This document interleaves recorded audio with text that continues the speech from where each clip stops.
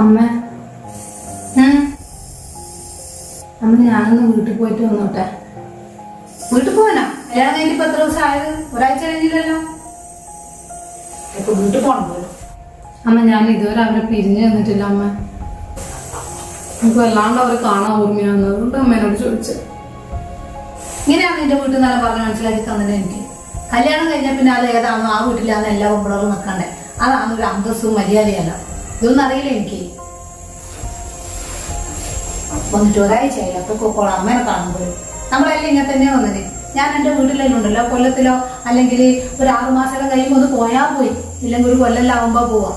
സ്വന്തം വീട്ടിൽ പോയി നിൽക്കുന്നതൊന്നും ഒരു മര്യാദയല്ല, നാണക്കേടാണ്. നമ്മളെ ഭർത്താവിൻ്റെ ആൾക്കാർ പോകാൻ നാണക്കേട്. ഇതൊന്നും അറിയില്ലേ? ഇതൊന്നും അമ്മ പറഞ്ഞു തന്നിട്ടില്ലേ? വീട്ടിൽ പോകാൻ പിന്നെ എന്തിനാണ് കല്യാണം കഴിച്ചിന്? കല്യാണം കഴിച്ചോണ്ടെന്നാലും ചെക്കൻ്റെ വീട്ടിലെ പണിയും കൊടുത്ത് ചെക്കൻ്റെ വീട്ടിലെ കാര്യം നോക്കിയിട്ട് അങ്ങ് നിന്നോളാം.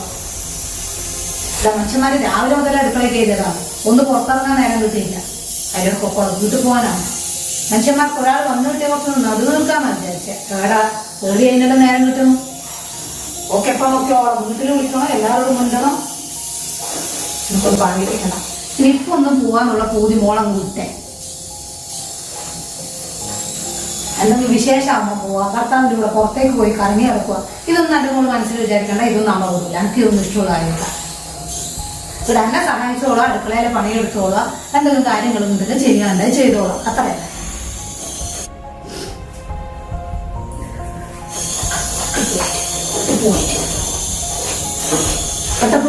ഒന്നും അറിയാമോ?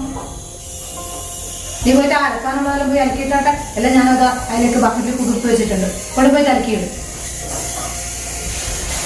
വീട്ടിൽ പോകാനുള്ള പൂതിയെല്ലാം നോക്കിട്ടെ. സമയമാകുമ്പോൾ ഞാൻ പറഞ്ഞോളൂ പോകാൻ.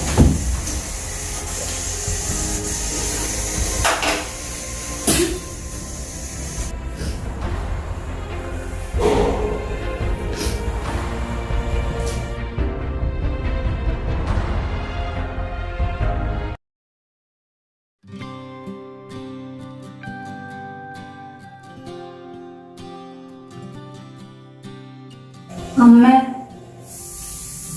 എന്താ മോളെ? അമ്മ ഞാനൊന്ന് വീട്ടിൽ പോയിട്ട് വന്നോട്ടെ. അതിന് നമ്മളത് ഇത്ര ടെൻഷൻ അടിക്കണ്ടേ? മോള് പോയിട്ട് വന്നോ? അമ്മ കല്യാണം കഴിഞ്ഞിട്ട് ഒരാഴ്ച ആയിട്ടുള്ളൂ എനിക്കറിയാം. ഞാൻ ഒരു ദിവസം വന്നിട്ട് വേഗം വന്നോളാം അമ്മ. ഞാൻ ഇതുവരെ എൻ്റെ അച്ഛനും അമ്മേനെയും കാണാണ്ട് നിന്നിട്ടില്ല. എല്ലാവരും ചോദിക്കുമെന്ന് പറയും. എനിക്ക് സഹിക്കാൻ പറ്റില്ല അമ്മ. മോളെ, അമ്മ ഒരു കാര്യം പറയട്ടെ. അമ്മയും മോളെ പോലെ തന്നെ കുറച്ച് വർഷങ്ങൾക്ക് മുമ്പ് ഒരു പുതിയ വീട്ടിലേക്ക് തന്നെ വന്നതാണ്.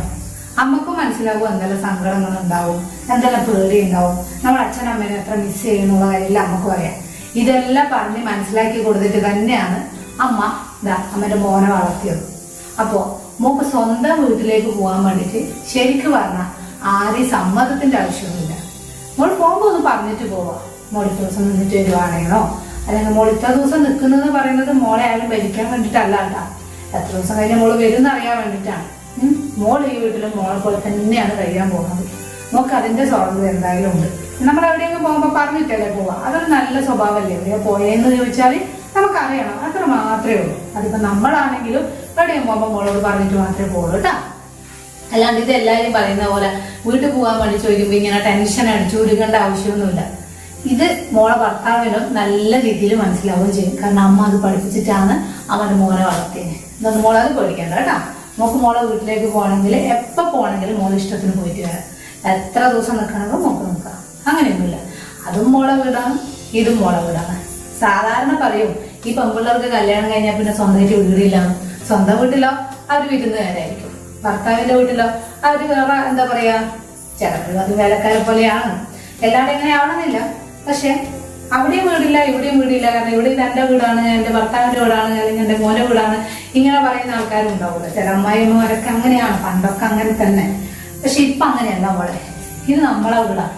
അപ്പൊ എന്താ, നോക്ക് ഇതും മോളെ വീടാണ്, അതും മോളെ വീടാണ്. നോക്ക് 2 വീടുണ്ട്.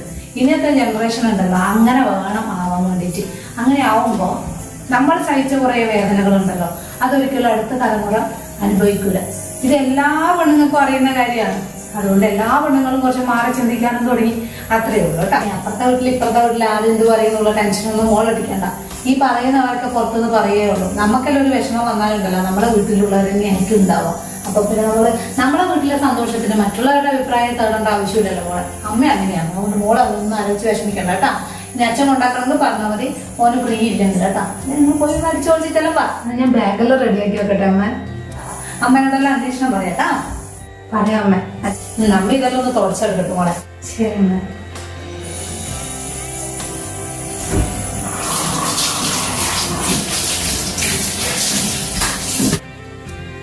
ശരിക്കും ഇങ്ങനെ തമ്മിൽ കിട്ടുന്നതിന്റെ ഭാഗ്യം.